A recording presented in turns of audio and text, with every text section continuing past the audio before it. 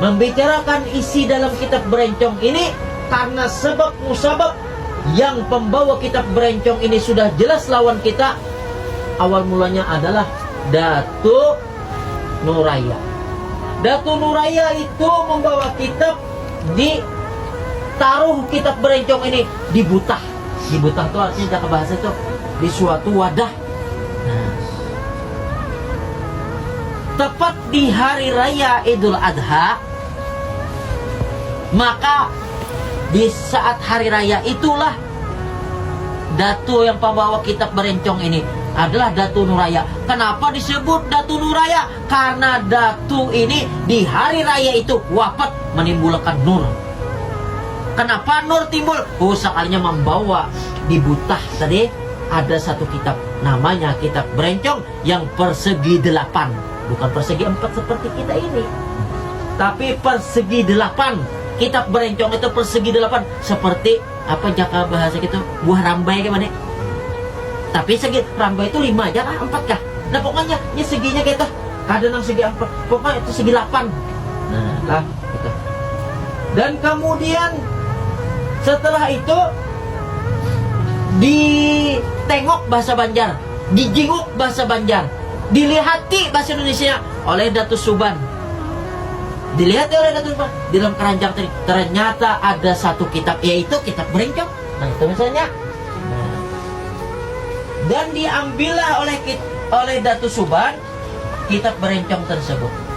Dan kitab berencong tersebut dilajarkan kepada murid-murid Datu Suban yang 12. Murid Datu Suban ini bisi duit, tuh bisi murid nih 12 saja Datu Suban. Nah, kemudian orang Palembang ngarannya Datu Abdus Samad. Jakawah ini ngarannya Datu Sanggul. Nah, datang dari Sumatera itu berlayar sebelum datang ke Borneo atau ke Kalimantan ini, Datu Sanggul atau Syekh Abdus Samad itu tersebut dari Palembang tadi itu mendapat wangsit apa jangan petunjuk apa nih. Nah, ikan bila hendak menyempurnakan ilmu datanglah ke Borneo atau Kalimantan Selatan. Tempat wilayahnya adalah Rantau Munggutayuh Tatakan. Nah, sesuai alamat itu maka berlayarlah akan Datu ini, Datu Sanggul. Datu Sanggul itu diberi gelar di rantau. Nama beliau itu Syekh Abdus Samad al Palembangi. Nah, dari Palembang itu apa Sumatera apa kok mah dari situlah ya itu. Nah, al Palembangi itulah Datu Sanggul. Nah, jadi diberi gelar Datu Sanggul itu sudah berada di rantau.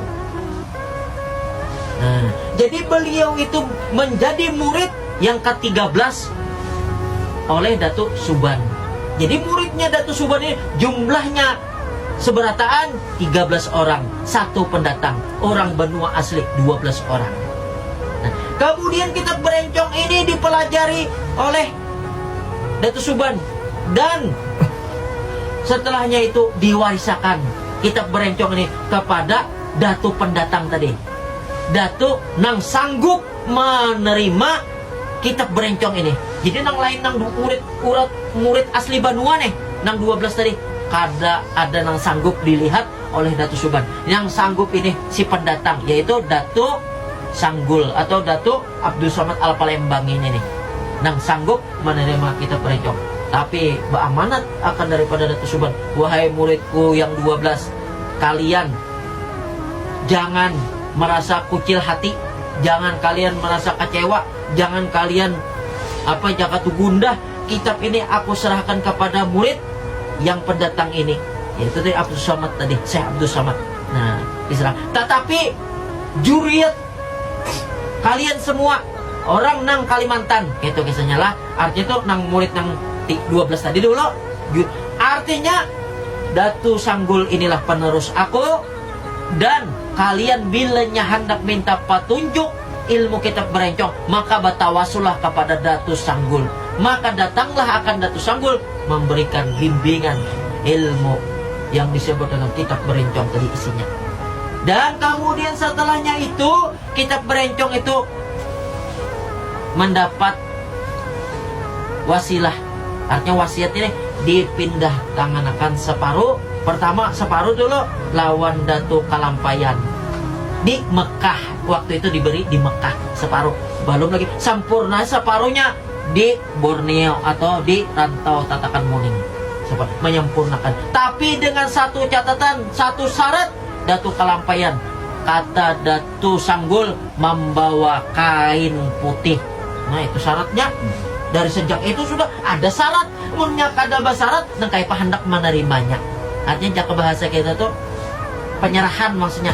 Tapi setelah datang itu tadi riwayat kita perencongan ini, setelah itu datang Datu Kalampayan tadi mengambil kitab sepanggalnya tadi di Muning Tatakan atau Rantau tadi, maka di saat itu pula berpulang ke rahmatullah akan Datu Abdus Samad atau Datu Sanggul atau Datu Abdus Samad Al Palembangi tadi, berpulang ke rahmatullah di waktu itu. Lalu diambillah, disempurnakan kitab berencana dan seterusnya diwariskan kepada orang-orang yang menerima ahli warisnya seperti kita sebenarnya. Nah itu, jadi kita nih mendapatkan waris kitab berencong ini dari izin nang 4 serangkaian ini. 4 serangkaian katanya. Satu pertama Datu Nuraya, nama asli beliau Abdul Rauf, Syekh Abdul Rauf. Yang kedua Datu Suban, nama beliau Syekh Sayyiban, makanya disebut Datu Suban, Syekh Sayyiban. Kemudian yang ketiga pulang Datu Sanggul, nama beliau Syekh Abdus Samad Al Palembangi. Yang keempat adalah Syekh Muhammad Arsad Al Banjari, nama beliau asli adalah Sayyid Ja'far Siddiq Al Idrus. Itu nama asli Datu Kalampayan adalah Sayyid Ja'far Siddiq Al Idrus bin Abdullah bin Abu Bakar. Itu kisahnya, bin Sultan Sayyid Abdul Rasid Mindanao Al Idrus. Jadi itu Datu Kalampayan tuh Syekh Muhammad Arsad Al Banjari itu supaya dikenal orang. Jadi nama itu nama nang jaka bahasa kita tuh oleh Datu di Madinah, Datu Madinah katanya. Siapa itu? Ya, Syekh Saman Al Madani, paguruan Datu Kalampayan nih. Syekh Saman menyebut ini murid kesayanganku adalah, ini belajar nih, dia belajar, murid kesayangan adalah Syekh Muhammad Arsad Al Banjari.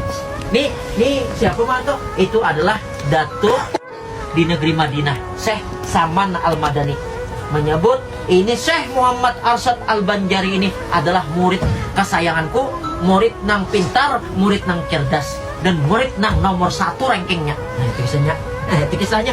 Dan ini adalah wali kutub. Nah pulang. Jadi intinya, dan kemudian siapakah penerusnya? Penerusnya itu yang memperoleh kita peringat orang-orang yang diizinkan dan orang-orang yang mendapatkan hidayah untuk melangkah menuntut ilmu, di mana di situ dipelajarkan isi kitab berencong tersebut. Jadi alhamdulillah, sungguh sangat berbahagia, sungguh sangat beruntunglah kita.